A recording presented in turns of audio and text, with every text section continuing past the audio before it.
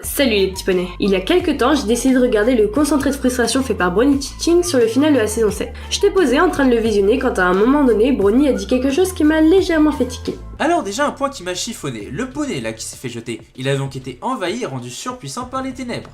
Donc dans le monde de MLP, se faire délaisser par ses amis, ça fait de vous un être maléfique, surpuissant et quasiment invincible. Ouais bah heureusement que c'est pas comme ça dans la vraie vie, parce que sinon je serais déjà en train de vous asservir en vous balançant des kamehameha dans votre petite gueule d'abonnés chéris. Ayant trouvé ces arguments complètement stupides, désolé bro, j'ai décidé de me pencher sur la question et de comprendre comment les gentils dans MLP se font corrompre par les ténèbres. Avec ces quelques mots, vous avez dû comprendre que nouvelle émission et premier épisode de la short analyse.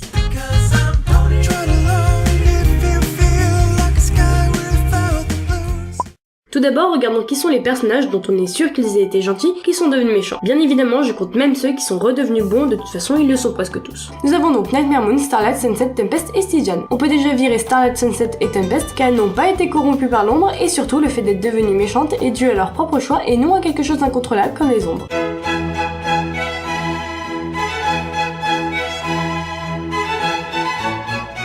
Reste donc notre chère Luna et le pote de l'enculé à sabot. Ces deux poneys ont tous deux été corrompus par les ténèbres. En se faisant corrompre, Luna est devenue Nightmare Moon et Stygian est devenu The Pony of Shadow ou le poney de l'ombre, comme dirait la VF. Pour savoir comment les ténèbres dominent les gens, il nous faut comparer les deux cas que nous avons ici. Premier cas, la princesse Luna se charge avec Esrey de se faire lever la lune. Considérant que les poneys ne profitaient pas de sa lune à sa juste valeur, et voyant qu'il préférait jouer et se prélasser sous le soleil de sa sœur Celestia, elle développa un sentiment de rancœur envers elle et se laissa dominer par les ténèbres pour finalement devenir la jument de la nuit Nightmare Moon. On remarque dans ce cas-là que Luna était faible psychologiquement et que grâce à cette faiblesse à ce moment précis, les ténèbres ont pu plus facilement prendre le dessus sur elle et enfin la dominer entièrement. Mais il n'y a pas que ça. Luna a développé un sentiment de rancœur envers sa sœur. Ce sentiment qu'on peut considérer comme mauvais a tout à fait pu créer les ténèbres ou juste à simplement aider à ce que les ténèbres atteignent Luna. Ce sont deux possibilités plausibles, mais pour valider ces hypothèses, il nous faut nous intéresser à notre second cas, Stygian. Avant de devenir le poney de l'ombre, Stygian était l'ami et surtout le stratège des 6 piliers d'Equestria. D'après les piliers, il était jaloux de leur pouvoir qu'il ne pouvait pas avoir. Il aurait ainsi volé leur artefact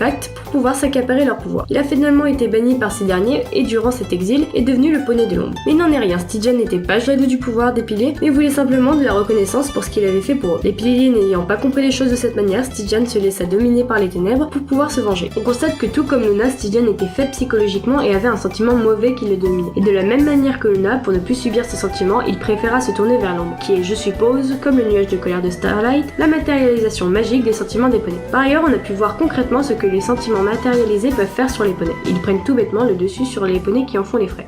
En conclusion, je dirais que ce qu'a dit Brony Teaching est toujours assez absurde. Ce n'est pas le fait de s'être fait délaisser par ses amis qui a transformé Stygian en un monstre, mais plutôt le fait que les sentiments de rancœur et de tristesse de s'être fait bannir par ses amis le rongeaient trop pour qu'il puisse résister. Et surtout, il accepta l'ombre car il désirait se venger. Il y a aussi un élément qui me pousse à dire que le destin de Luna et Stygian était bien lié. Lors de l'écriture de cet épisode, j'ai découvert que l'existence du poney de l'ombre a déjà été mentionnée auparavant dans la série. Plus précisément, dans l'épisode 3 de la saison 4.